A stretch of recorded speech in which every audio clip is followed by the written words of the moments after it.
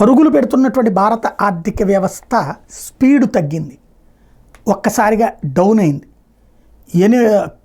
Last year Q1లో 8.2% అభివృద్ధి అయితే ఇప్పుడు Q1లో 6.7% వృద్ధి ఉంది. 8 అనుకున్న చోట 6 జరిగింది, 6.7 అంటే దగ్గరగా 7. Last year 8.2 first quarter, 8.1 second quarter, 8.6 third quarter, అట్లా పెరుగుతూ వెళ్ళింది. లాస్ట్ క్వార్టర్లో 7.8 వచ్చినా సగటున వచ్చేటప్పటికి హై వచ్చింది.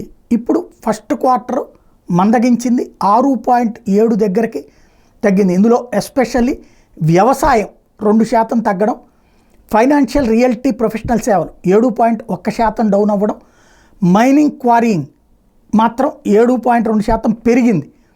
తయారీ రంగం కూడా 7.1% పెరిగింది. ఎలక్ట్రిసిటీ, గ్యాసు, నీటి సరఫరా, ఇతర యుటిలిటీ సేవలు 10%కి పైగా పెరిగినాయి.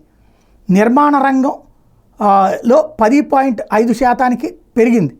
పబ్లిక్ అడ్మినిస్ట్రేషన్, రక్షణ, ఇతర సేవలు 9.5% పెరిగినాయి. వాణిజ్యం, హోటల్స్, రవాణా, కమ్యూనికేషన్ సేవలు తగ్గినాయి.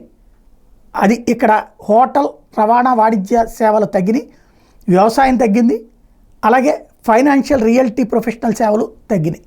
ఇది మన ఆర్థిక మందగమనానికి కారణమైంది.